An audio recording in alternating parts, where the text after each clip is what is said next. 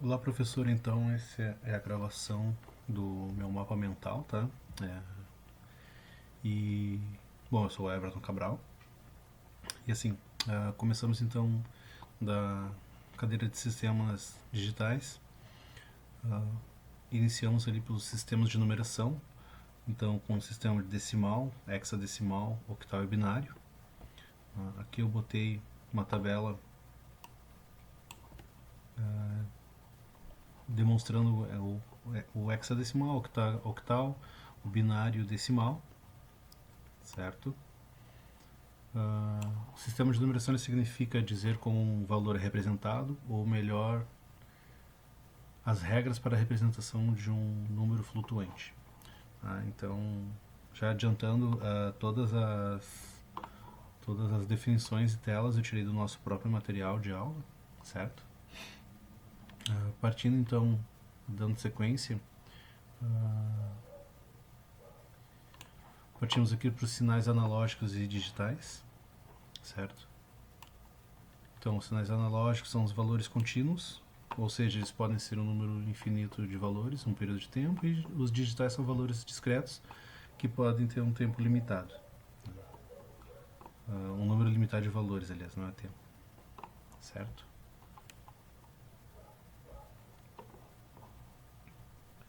Depois disso, então, nós partimos aqui para as portas lógicas. As portas lógicas é a álgebra booleana. Então, botei algumas definições aqui. A álgebra booleana que permite descrever as relações entre as saídas, entradas e circuitos. É uma ferramenta usada na descrição de análise, de projetos de implementação de circuitos. Coloquei o resumo das operações booleanas.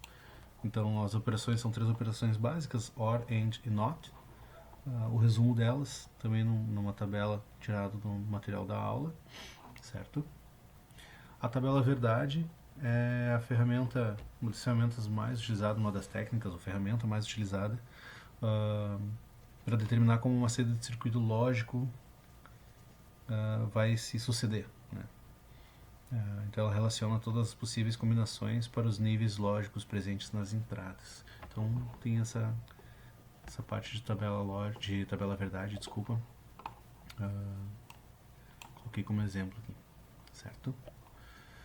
Continuando aqui, veio então depois da tabela verdade a gente trabalhou com o mapa de Carnot.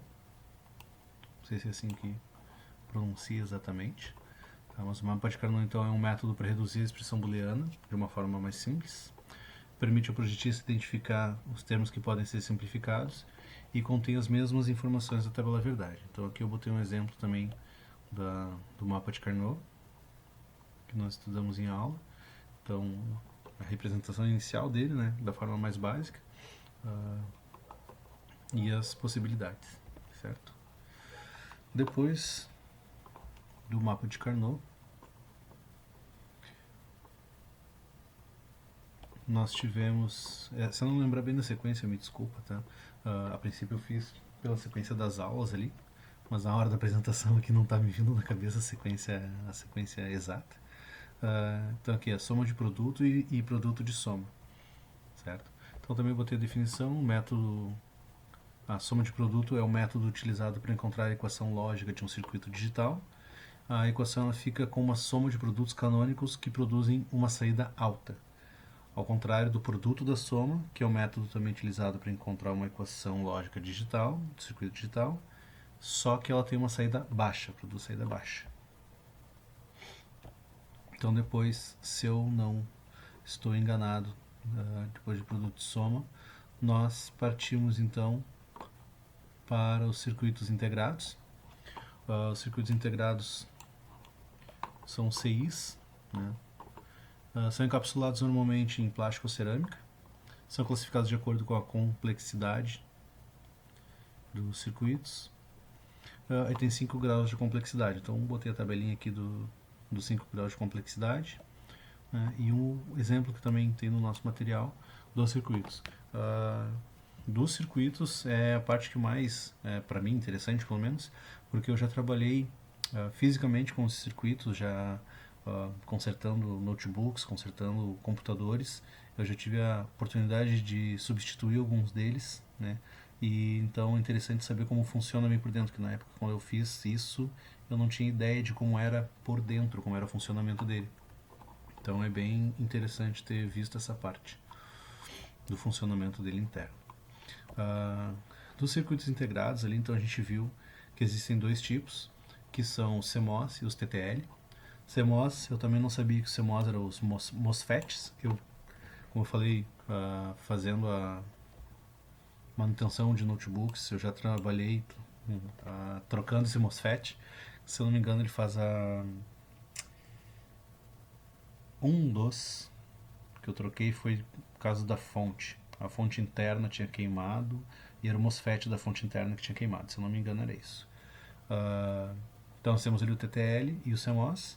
O TTL é composto basicamente de transistor de junção bipolar e resistores, e a alimentação dele positiva chamada de VCC, e o CMOS tem como elemento principal o MOSFET, né, canal N e canal P. E a alimentação dele é chamada de VDD. Então eu botei a representação aqui dos dois circuitos, o TTL e o CMOS, certo?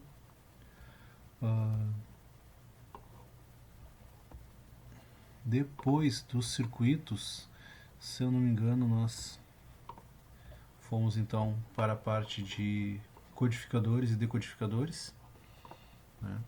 Então os codificadores fazem uma versão de código de um número qualquer para uma conversão, aliás, de um código de um número qualquer, ou um código qualquer para um número binário. Geralmente recebe um dado de entrada onde somente um bit é ativado por vez e tem como saída um código binário de n bits.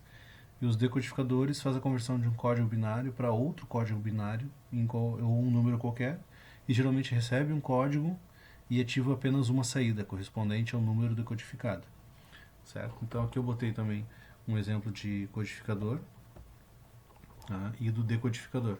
Então o funcionamento deles ele é parecido, mas na saída ele acaba sendo bem diferente.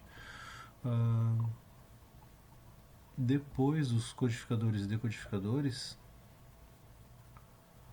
nós trabalhamos, se não me falha o raciocínio, os multiplexadores. Então, os multiplexadores, deixa eu verificar se é realmente os multiplexadores, que agora eu não estou lembrado, mas eu acho que é os multiplexadores. E depois os circuitos, isso aí. Os multiplexadores, então, são circuitos seletores de dados, na chave seletora digital, seleciona um dos diversos sinais de entrada e transfere para a saída. Os multiplexadores, então, tem os multiplexadores e o demultiplexer, os demux. Os demultiplexadores, eles enviam informação de uma única linha de entrada para várias linhas de saída. Então eu coloquei aqui também a representação, né? Então a entrada de dados é transmitida apenas para uma das saídas, conforme determinado pelo código de seleção. Ainda dentro dos multiplexadores, nós estudamos a parte de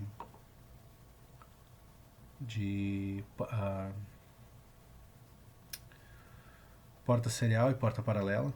Não é bem porta o nome, me fugiu agora, mas eu conheço como porta serial e porta paralela. Já trabalhei isso com impressoras, então antigamente nós utilizávamos cabos seriais e cabos paralelos, né? O cabo paralelo é aquele cabo, acho que é, não sei quantos pinos, 18, de 15 é do monitor, de 9 do monitor, de 15 do monitor, alguma coisa assim, e acho que é uns 30 pinos que tem os cabos paralelos. O cabo serial seria o cabo USB. Então também é interessante ver o funcionamento disso, como eu falei, já vi na prática funcionando, mas não sabia internamente como é que era, né? E até é interessante ver que o paralelo ele é relativamente mais rápido, mas ele tem uma limitação em função do hardware para velocidades altas. E o serial ele é mais lento, só que ele aceita velocidades maiores em função do hardware, né? Então, bem interessante. Ainda nos multiplexadores aqui eu coloquei um exemplo de circuito multiplex, certo? Conforme também o nosso material. E posterior a isso, nós trabalhamos então os circuitos biestáveis, que seriam os flip-flop, né, os FF. Então a gente tem o flip-flop tipo T, tipo D, o JK e o flip-flop mestre-escravo. Dentro desses aqui, um dos que eu mais achei interessante era do tipo T, que é o de troca, né? Então eu achei bem interessante, até acho que na prova caiu essa questão e eu desenvolvi o texto, o argumento sobre ele ali. Finalizando então os registradores de deslocamento. Os registradores então eles são eles fazem armazenamento de informações com mais de um bit. São tipos mais simples de memórias. São aplicados em conversores, serial e paralelo, paralelo e serial, em contadores, em multiplicadores binários e em memórias. E daí eu botei dois exemplos aqui dos multiplicadores astáveis, tá? E coloquei aqui também um exemplo dos multiplicadores monoestáveis. Deixa eu só puxar um pouquinho. Então, esse aqui é meu mapa mental, tá, prof? Te agradeço aí pela oportunidade de estar entregando um pouquinho depois do prazo, mas conforme prometido eu estou entregando ele até o sábado, conforme nós tínhamos combinado, então, certo? Estou te enviando junto o PDF desse mapa mental, certo? Obrigado.